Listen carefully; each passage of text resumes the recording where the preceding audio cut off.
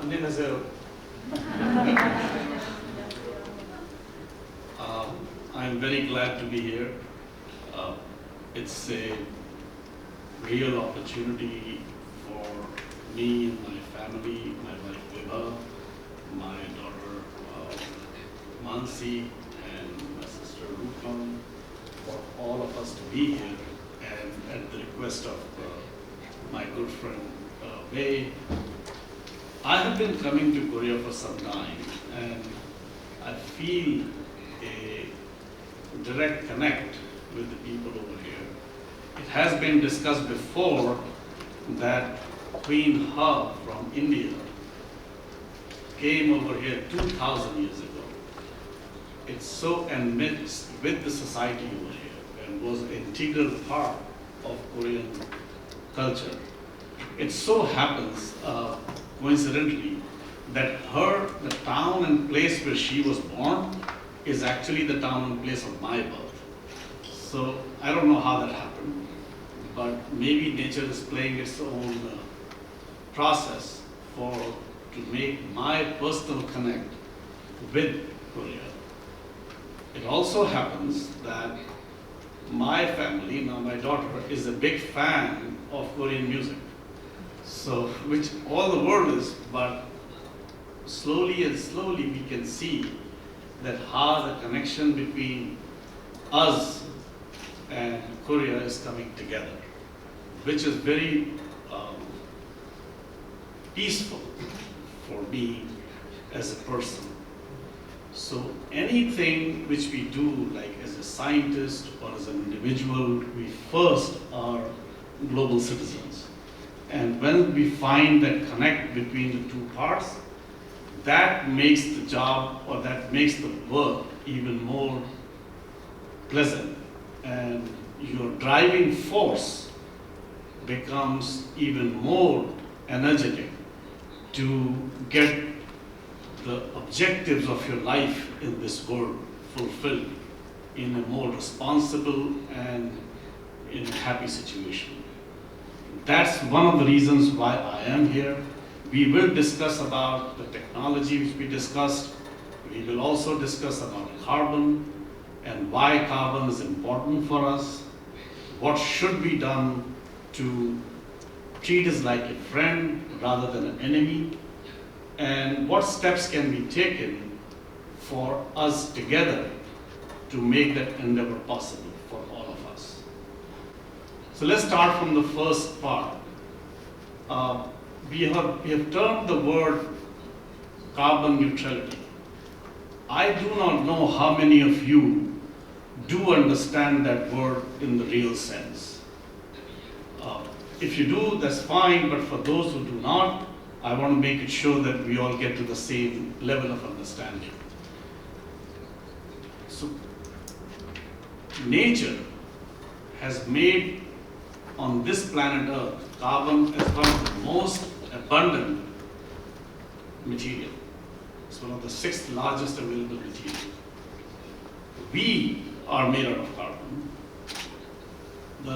Most of the living organisms are made out of carbon, and most of the non-living substances are also made out of carbon. So nature does not do anything which is not good for itself. And in this conversation with nature, we should try to see that are we always right, or what signal nature is giving to us. So there are two philosophies which the world lives with. And first is, I do not know whether you are familiar with it. So, first says that I am in harmony with nature and therefore I exist. In that concept, in that very concept, what it says is that I'll try to listen to the nature and I'll try to see what nature is saying to me. And in that process, there will be a dialogue. And I will take from nature for whatever I need, I as a human being, will need for my existence on this planet. In this particular process, my use of natural resources will be limited because it's only based upon my need, not based upon my desire, not based upon my want. The second concept is that nature has provided its resources and it is for us human beings to exploit it to the fullest possible extent to make our lives better. That second concept is more based upon desire, fulfillment of our desires. Needs are limited. Desires cannot be limited. When we go with need-based system, we create a harmony where nature helps to live with us. And needs can be fulfilled. But when we take the second part, then nature exists for our exploitation to fulfill our need, our desires, then there is no limit on our side to how much we exploit the nature for our use. I am not saying which is good or bad because there are people from different philosophies, and I'm not here to discuss who's right or wrong. That will take several lives, several generations to decide.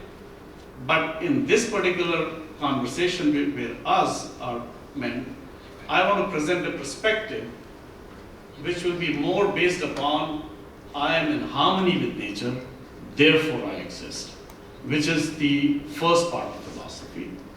And using that view, we will see how carbon is and what carbon role will be for our society. Does that make sense? Yes. So with that approach, let's discuss carbon neutrality. And carbon neutrality is basically every day nature is using carbon for its own existence. And in the process of using carbon, it is also releasing carbon in the form of carbon dioxide. We human beings cannot exist without emitting carbon dioxide. Every day we breathe. Every day when we breathe, we take oxygen and we use carbon of our body or the food which we eat, and we consume that for energy, and in the process we liberate carbon dioxide. So if carbon dioxide was so dangerous, then nature would have found a different way for our breathing. It would have given us another source of our breathing for another source of energy. But that is the main form how we, human beings or any living being, uses carbon for its energy, and in the process we liberate carbon dioxide. That is the natural process. We cannot change that. As long as we are living on this earth, we cannot change that process. Similarly, nature also, whether it's plants, whether it's animals, everybody is emitting certain amount of carbon dioxide in the atmosphere. That amount of carbon dioxide which is being emitted is huge amount when you look at it. It's about 700 gigatons per year. Well, the number, I just want to make sure those numbers are not to be remembered, but just as an idea, and that will come to the slide. That is the amount of carbon dioxide which is emitted by natural processes, where human being has no contribution to it. Whether it's coming from volcano eruptions, whether it's coming from ocean degassing, whether it's coming from animal life, plant life, many sources. That carbon dioxide is being emitted by natural resources. And because of that, there is about 0.3% carbon dioxide in our air atmosphere, as we all know, right? Do we all know that? That 79% is nitrogen, 21 approximately is oxygen, and about 0.3% is carbon dioxide. That carbon dioxide is coming from all the emissions which is happening through natural resources. Now, so that's happening due to volcano eruptions, geologic activities, ocean degassing, all that is happening by natural resources. Now that same CO2 in the carbon cycle is being absorbed by nature also. So some of it, that carbon dioxide, is absorbed by using plant growth, some goes deep into ocean beds, some goes and forms certain rocks like calcium carbonate and other bases. So some geological activities are also acting as a sink.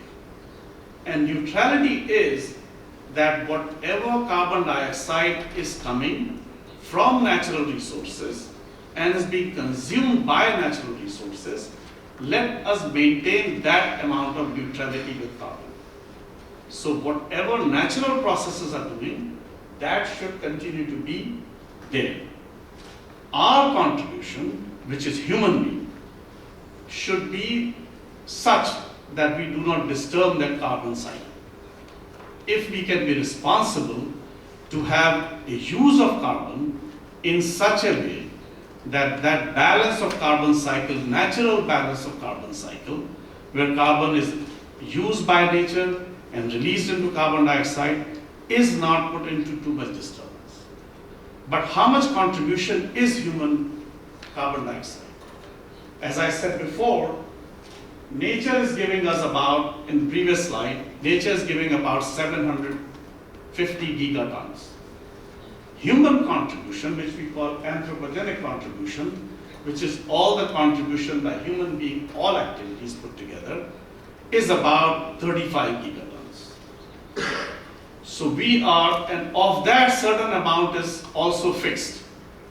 So total amount of contribution, net contribution of human activities in natural process for carbon dioxide is about 1.5%. Some people, those numbers are not that important, whether it's 1.3 or 1.2. I am using ballpark numbers, say 1.5% is the human contribution in the entire carbon cycle system. So if you look at it, 1.5% may not sound too big, and so people will say why that hue and cry is over there if our contribution is very minimal. The question is not how much do we contribute. The question is, are we disturbing the natural balance of the earth ecosystem? And so let our contribution be at the minimum possible. Is that okay with everybody? Yeah. Am I communicating with everybody? So now let's look at that one source. So we are contributing 35 tons, gigatons. So where is it coming from? We should realize 4 gigatons is just happening by being the population of 8 billion. Each human being, when we live, we emit carbon dioxide of about half a ton per year, approximately. So 4 billion is coming just from our natural living on this earth. Rest, we can distribute it. About 8 billion is coming from transport purposes, whether it's cars, aviation, shipping. There is about 10% coming from industrialization processes. So there is a distribution of what is coming from different sources of that 35 gigatons which we are contributing. In that 35 tons, if we stop almost every possible thing, we will cease to exist. So I do not think so that not using carbon is the way to move forward. The main way to move forward is to see how responsibly we can use carbon and still be living on this planet, which is a gift of God to us. And we can leave a better society or environment for our future generations, for next kids who will come and live. So in that process, if you look at it, now I am not blaming anybody, we are not here to pinpoint any problem with something, we all want to be in a very cohesive atmosphere.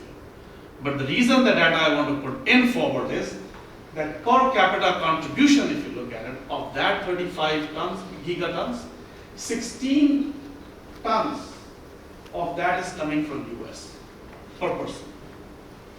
And world average is only 5 tons per person. So when an individual like us who are living in US, when we are using all the natural resources, we are contributing 16 tons per person. While the same individual living, say, a country like India is only contributing 2 tons. Or if the same person is living in Africa, they are contributing less than 0.1 ton. So the discrepancy of usage of natural resources is pretty big. And that is where the concept comes in of, am I in harmony with nature I exist, or nature is there for me to exploit? I believe when we are consuming at 16 tons for 15 tons, we are following the philosophy of, I am in control of nature and I will exploit the nature to my full desires. And while other places, when we are using to the minimum per process, we are saying we will use the carbon as per our need, not as per our desire. That's the focus which I truly want to make. So, if you look at all the anthropogenic or all the human contributions of 35 gigatons, as part of carbon cycle, it is estimated, I have not calculated, it's coming from literature, and I'm taking that as its face value. I am not an expert in this area, I'm an expert in steel and carbon usage. I personally have not measured it, but it's about 2 gigatons. So 2 gigatons of what we do is adding a net carbon dioxide to the atmosphere. Which means if we do not do something right, and if we continue to, and we grow the societies, every society today is trying to consume more and more energy. Because desires are more, needs are more. And therefore, if we do not do this 2 gigaton may contribute to be 3 gigatons in future. That little addition which we keep on doing, someday environmentalists say, including I say, can change that 0.3% carbon to maybe 0.4% carbon dioxide. And that rise may cause the temperatures to go up.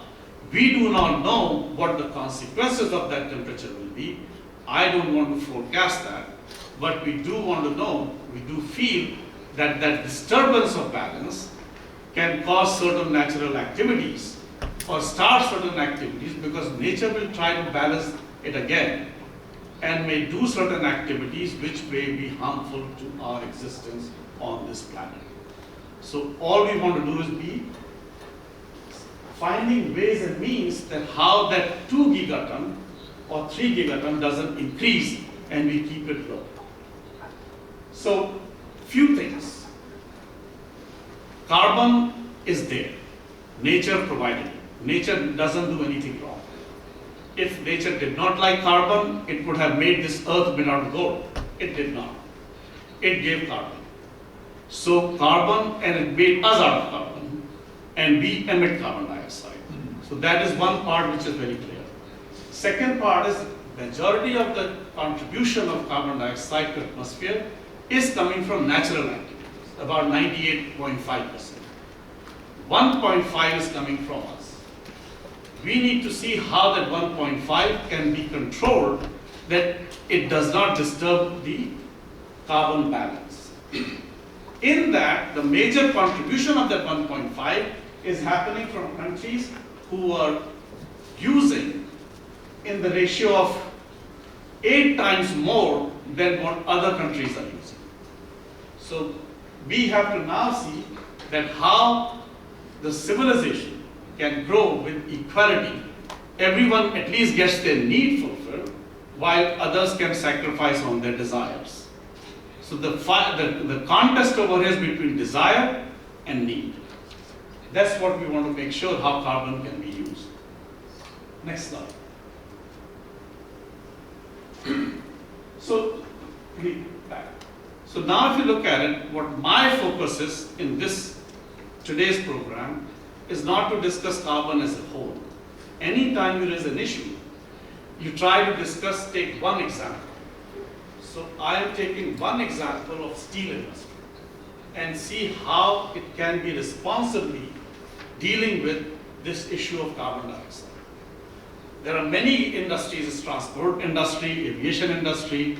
I am just focusing on anthropogenic human release of carbon dioxide, and just look at one industry, which is steel, and even in that, one sector called coke. It's just a point of illustration, just a point of example. And similar examples can be used for other industries by other practitioners of those industries. That's the whole aspect of this few-minute dialogue between you and me. Even though I'm speaking, I want it to be more like conversation, more like a dialogue between us to see if we agree on those terms. Does that make sense? Everybody? Yeah, very good. So, if you look at it, as I said, 35 billion tons and only 2 billion ton or 3 billion ton is being added every year. The steel industry alone, global steel industry, emits about 2 billion tons of carbon dioxide every year. So the 35, 2 is coming from there. We also remember that 2 is approximately the net gain also every year on carbon dioxide in the atmosphere. So now if we go, in my opinion, if we go and try to limit every car emitting a little bit less carbon dioxide, you have to do such a big task. But steel industry is very organized, has the resources, has desires to do things. If we focus on that, and even if we reduce like 10 or 20% or 30% reduction, that will be a major impact than all the other efforts which we are doing. So we should make effort everywhere, but I always believe that there has to be a conversation. There has to be a natural process of us listening to the nature. Listening to the nature is, carbon is there, use me responsibly. Same thing, we should listen to nature, meaning even steel industry. Steel industry is saying, I am there, we will emit it, but I need it, let's discuss how we can be responsible in limiting that emission. So in that process, what is the source of CO2 for steel industry? It's basically coming from two sources. One is coke making, and this other is blast furnace. I do not know how many of you are associated with steel industry. Anybody over there? Anybody knows steel industry here? Okay, so I'll assume that some of you know it, some of you do not know. Let's go to the next plant so I can explain you. Sorry, let's do this way. In the steel industry, there is we will discuss future slides, but I'm going to explain it right now. There is you all are living in Korea. Korea has a big steel company called POSCO. And POSCO is not only a steel company of Korea, as I understand, it's a way of life. It's an integral part of Korean life. Am I right? Yeah. So, is that correct? POSCO is an integral part of our life. So, with that, there is a blast furnace which is used to melt iron. And in order to melt iron, there is fuel needed, coke, to be placed into the blast furnace. And coke is nothing but a 90% carbon content fuel. Like the fuel which you use in your car, gasoline, is not 90%. It's about 45–50%. But the fuel which goes into blast furnace is 90% carbon. And there the temperatures are risen up to 2000 degrees Fahrenheit or 1000 degrees, 1500 degrees centigrade. And you melt iron from that process, and then carbon dioxide is released. But in making coke, that 90% fuel, you also have to use coal, heat that to 2000 degrees or 1200 degrees centigrade, and then in that process of heating, you release a lot of carbon dioxide. So in that process of making steel, new steel, you release a lot of carbon dioxide in the process of making it. If you look at it, per capita steel demand, consumption-wise, US is about 0.45 tons per year per person, tons of steel used in US. Why is that important? That there are 350 million people in US, approximately, and we consume about 150 million tons of steel. If anybody who has visited US, over here please. A lot of people must have gone to US, and you see that infrastructure over there, right? The bridges, the power, whatever. That's the way I do my business or my understanding. If I know 0.45 and I go there and I say, okay, or say round it to 5.5 tons, that is the infrastructure which I get by using 150 million ton of steel. This kind of infrastructure what the US has is what we get. But if I tell you that just using that number, and I tell you about India where I come from, is only using 0.12 tons per person, or 0.1 to be approximately, you can get an idea that the infrastructure will be a lot less, because only 0.1 is being used, or 100 million ton to support 150 million ton to support a billion population. So there the infrastructure will be a lot less. So steel consumption directly relates to how much progress infrastructure a country has. When we go to Africa, the consumption is 0.01. So there, without even landing from plane, you will get an idea what kind of infrastructure will you get in Africa. Am I making sense? So steel is a good measure of the infrastructure growth of a country. Now, if US is living at 0.4 or 0.5 and Africa is living at 0.01, both are human beings. Both should have some equality. So we cannot tell African countries that you don't put steel, don't make carbon dioxide. It is their need to do it. The desires have to come down, need has to be addressed. So on that basis, the African countries will be required to build more steel infrastructure for their own growth. They cannot be living for years at 0.01. Am I correct? Please. But countries who are 0.4 or 0.5, they should try to limit it down.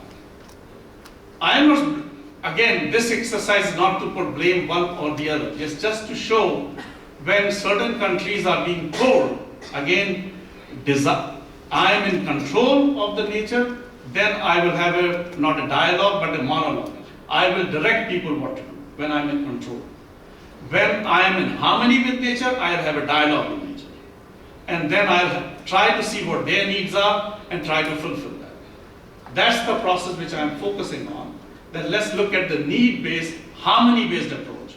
Harmony-based approach is, yes, African countries and many other underdeveloped countries do need steel. And in that process, if you look at the global steel consumption, it's only 0.25. So world is poised to make more steel in the next coming 50 years. Steel will be made no matter what. If we try to stop it, that's not happening. If we find a new technology of hydrogen, I'm in favor of hydrogen, anything that will take at least 20, 30 more years. But the growth is happening today. Action needs to be done today. Every day we are adding 2 gigabyte, or that 2 gigaton goes to 2.5. We already are destroying more and more environment on Earth. So action we cannot tell other people, countries which are using 0.01 or 0.1, that stop your growth, wait for 20 years, we will develop the technology which is good for you, and then we will give it to you. And then you use it. That is a method of philosophy of control. The method of harmony is, let's see what you need is, how can we help you? How can we give it to you? Do you see what I'm trying to say? We cannot hold back societies for 20 years for technology to develop and then give it to them. Because when it was our time, we didn't care. We developed our desires by exploiting the nature to the fullest extent. But today, when the time has come for others' needs, we are saying hold back. Hold back for 20, 30 years, let us develop the technology, then give it to you. And I am saying Let's be in harmony. Let's try to work with everybody to make sure things can happen. So steel industry is poised to grow from 0.25 to at least 0.3. I believe it may go to 0.35 tons. That growth will amount to adding, instead of 2 billion tons, it'll add at least, the numbers in the next slide, about 2.5 or 3 billion tons. So if we do not do any corrective action, the technologies which are being developed right now, as I am in steel sector, that will take at least 20 years. The damage will already be done. Are you with me? Countries will develop steel. Growth is poised to happen. With that growth, certain amount of carbon dioxide will continue to grow, contribution from steel industry. That 2 billion ton will grow to 2.5, maybe 3. We cannot hold them back. And new technologies are going to take time. So action time is today. What do we do today? That is the question. That is the harmony-based approach. That we be in harmony with nature. Nature is not just nature. Nature means all of us, inclusive term. Nature is an inclusive term where human beings are part of it. Our ecological system is part of it. We have to be in dialogue. We just cannot say carbon dioxide when somebody is dying with food, for lack of food. We cannot say. There has to be a comprehensive dialogue and work with that. So with that basis, what we do is action is now. The steel industry is poised to grow now. So therefore, we need to find ways what can be done to help the steel industry grow also and limit the emissions of carbon dioxide. So today, if you are having a conversation with the steel industry, the point is steel is made by blast furnace. Steel is made by using coke. So if something can be done at that approach, and that can save money also, the steel industry will be willing to listen. It's an organized sector. They will say, yes, this is something we can do, which can help our growth process, but also give us our fuel and the purpose to grow. Does that make sense?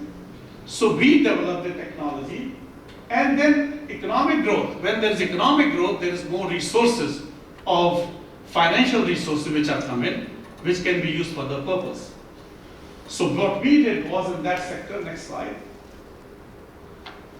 we developed a concept of using carbon as a friend. Because carbon is a friend of ours, it's not an enemy. Nature provided carbon to this earth, so we wanted to use it in a better way.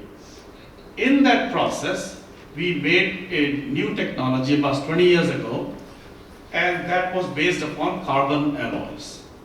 And carbon alloys are, there's certain amount of carbon, like as you know, some could be diamond, and some is coal, some is graphite, some is wood. Carbon alloy is finding those sources of carbon which are not so useful to the mankind as they exist, but take those different sources of carbon, combine them in such a way that a carbon form can be created which can be used for better purpose. Right? Lot of carbon is available on this earth. Not every type of carbon is usable as a coke.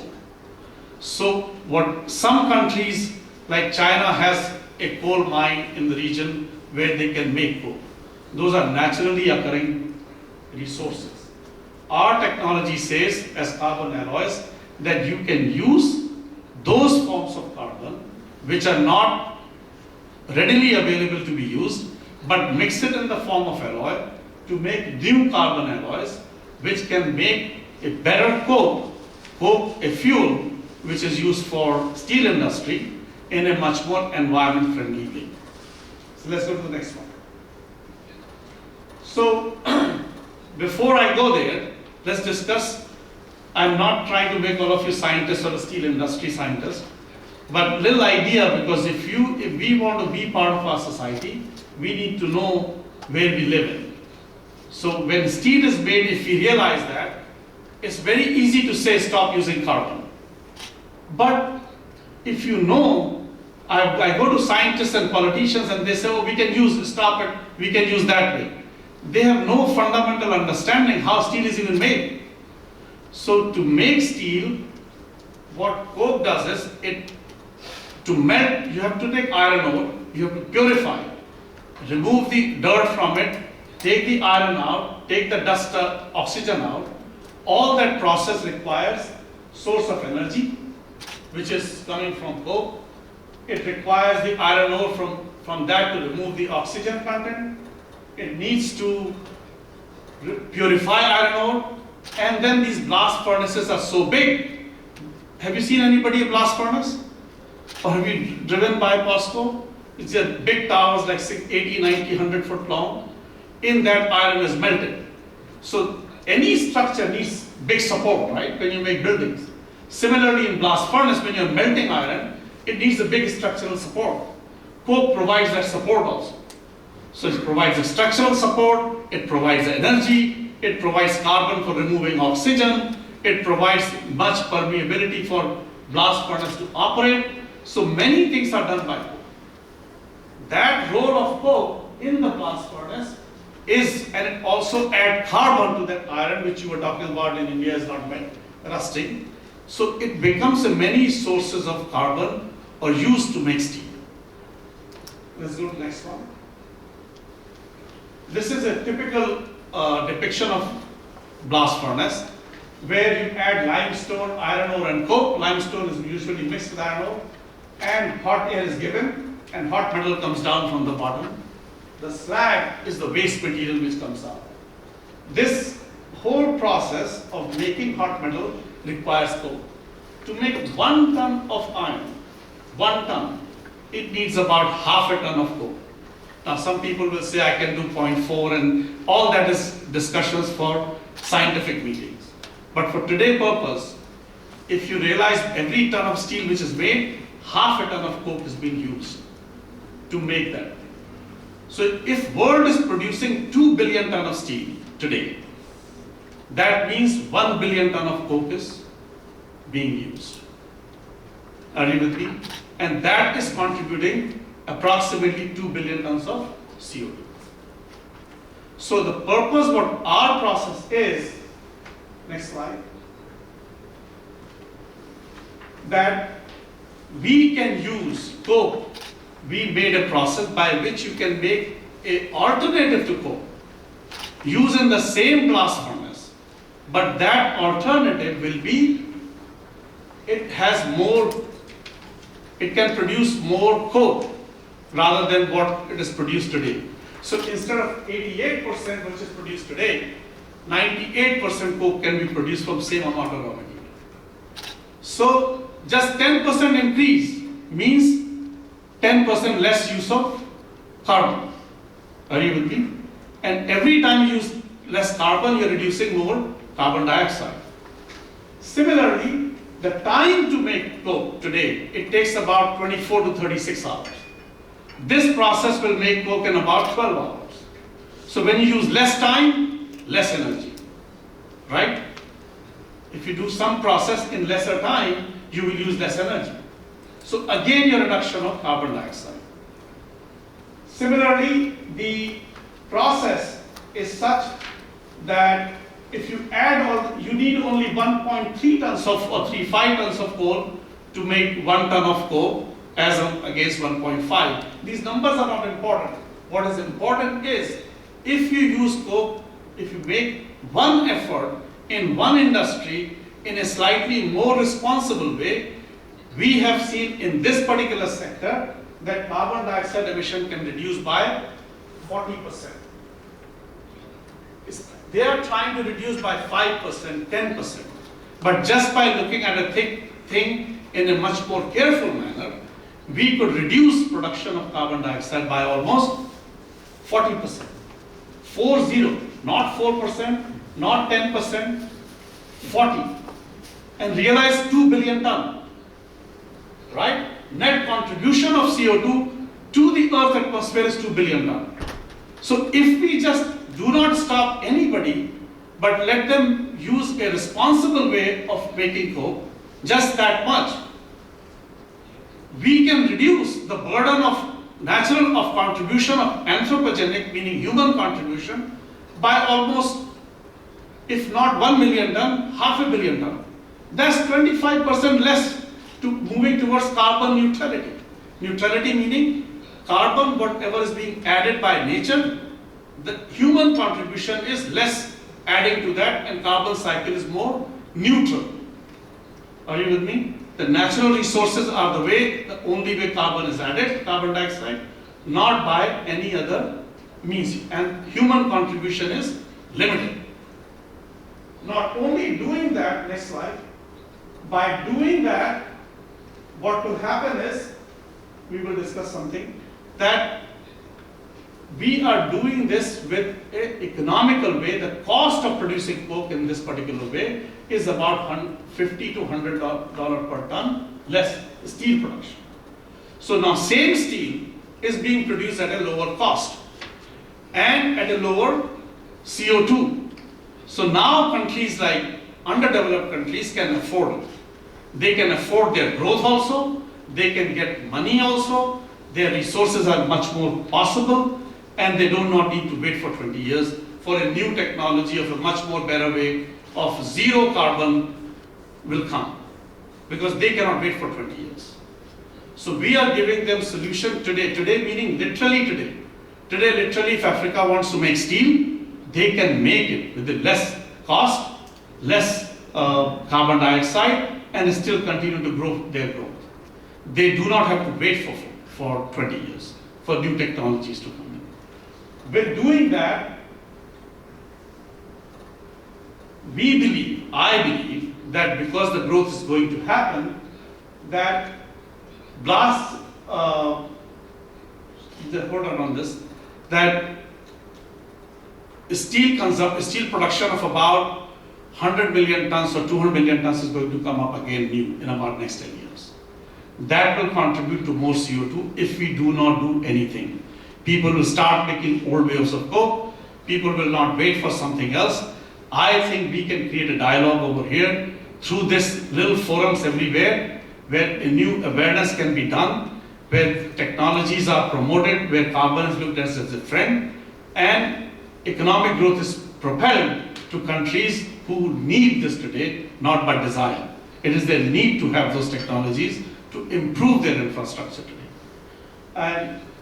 But one more crisis where we as South Korea and everybody else comes into play, that if we look at the steel making today, most of the coke plants in the world are about 30 years of their age. 30 years of their age means what, Strong? 30 years of age means that most of the coke which was built at POSCO many years ago is now coming to end of their life. So if we don't do it and we rebuild the same, we are adding more and more CO2. But if they are looking for replacement of that coke supply, there is a better answer for them, where lower the cost and lower the emissions and still continue to make growth, because steel is a major economy of Korea. We cannot be waiting for the new technology to come to do our growth. We need to grow as it's going along and not stop. And that is my message to all of you, that this discussion, which is happening several 10,000 miles away, disconnected with our realities, is not the way the conversation should go on. Conversation should go on at the place where it is needed. And our need is that we can tomorrow, and by doing this, by implementing this, we help the steel industry of Korea, of this region. India needs it, so that's where the alliance comes in. Again, I am in great favor of US and great favor of West, but my thinking is that people over there sometimes take control type nature and say this is how the whole world should do. And I'm saying there has to be a dialogue, there has to be a harmony, there has to be an understanding that what these people need we cannot stop making steel tomorrow just because some technology has to come from 20 years. But what is available today, we can do that in a responsible way. We will reduce CO2 emission by 40%. which means that the contribution, human contribution, can be reduced by 0.5 billion tons if we slowly implement it.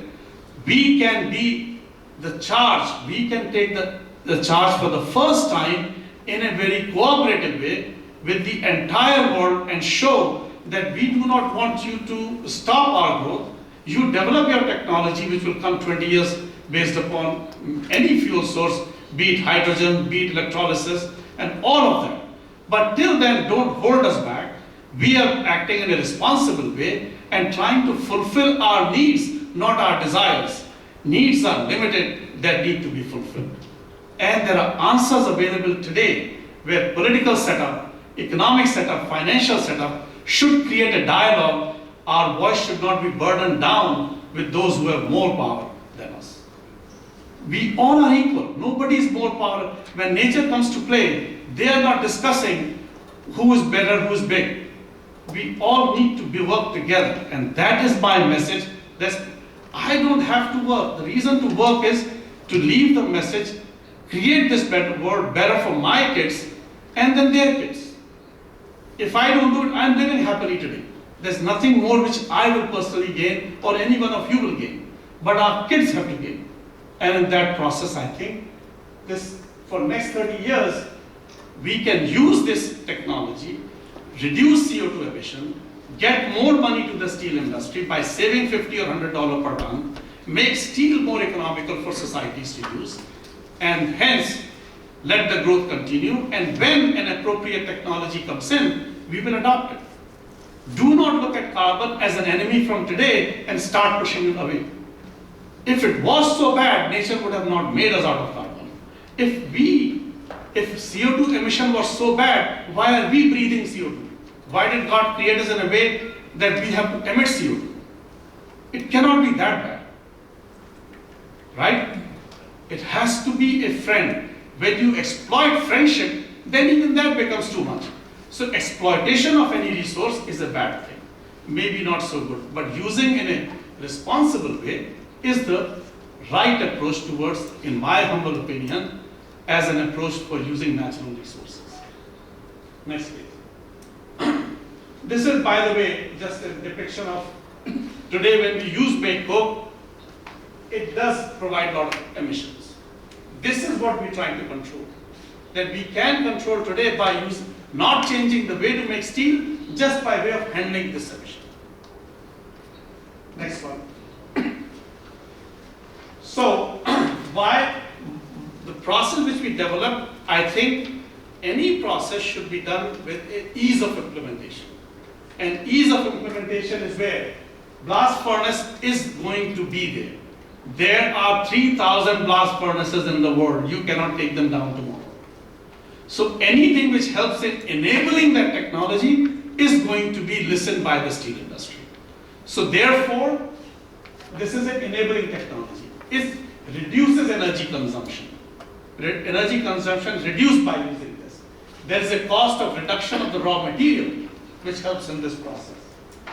Then the process of making equipment is much more low temperature based. The whole process is designed that everything is less energetic, less environment polluting, but is helping what is happening today. You are not telling somebody with a force and coming in that you are wrong, don't stop it tomorrow. That is a controlling nature. Even with everybody, there has to be a dialogue. There cannot be a monologue. There has to be an approach where you listen to their issues, work with them, and then try to solve their problem today. In this process, we are helping them reduce their emission, increase their profitability, provide a resource which is needed for the infrastructure growth, which is needed very badly, and still maintain the growth for next 10, 20 years. If we do not do anything, I can almost say this thing as Professor Kim said yesterday, future is not what we are waiting for. Future is not what we see is coming to us. If we do not do anything, this CO2 emission is going to be there even from steel industry. But if we take this limited approach and we can see the vision through time and start implementing it today, we know we can reduce that curve. with a very responsible behavior and generate more resources. At least every million ton, we will generate $100 million more dollars. Because just by putting this technology, you are not putting in cost, you are saving money. That 100 million can be used for better purposes. And that is when environment and resource generation and finance all come together with the political force, we can get the things done. That narrative has to be said, and why this conference is important, because anywhere you go, carbon has been painted like as a big no-no. But if it was big no-no, we are trying, we have the audacity to tell nature that you are wrong, why did you made us out of carbon, why are we breathing carbon dioxide? Then change us also. Let us also eat hydrogen. We cannot. Let's be in harmony with nature. That is the sole message which I want to convey. Next one. So by implementing this technology, we will have carbon dioxide reduction by 40%, at least in the coke making, even 30%. Numbers are not that important, but it is not 1 or 2%. I am not here that somebody stands up and says, challenge, how can you say that number? Challenge is not about the number, challenge is the approach. Is this approach better than the other approach? Is this approach, even if it gives me 30% reduction, is that better than waiting for 20, 30 years for new technology to happen, for miracle to happen? That is the question we are asking.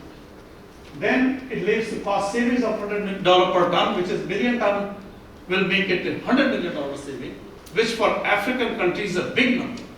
For any developed and underdeveloped country is a big number.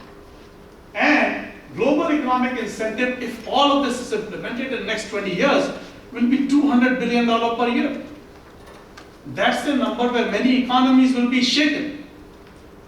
And yes, those resources can then be done to develop technologies in other sectors, where we will reach step by step towards carbon neutrality. Neutrality meaning let the cycle be as the nature says. Let that be neutral carbon addition from the natural resources. Human contribution is only 1.5%. But in that 1.5%, if it can be even slightly more better, more efficient, we are reaching slowly and slowly more towards a natural base of carbon cycle rather than human based. Because we do not know that 1.5, what damage it can do, whether it will melt the ice pack, whether it will create more floods, we do not know. People are predicting that. I don't take the courage to predict nature. Nature is too strong for us to predict. But whatever responsible behavior we can do is my humble message to all of us. In that process, do not make your friend your enemy. Do not look at your friend as an enemy. But when you use your friend in an exploitative way, then he may turn out to be one. So look at carbon as a friendly approach. Because nature is not wrong. If nature thought carbon was bad, it will not make it available like sixth important metal or material on this earth. It is not. Lithium is not available because nature did not want to leave us on that.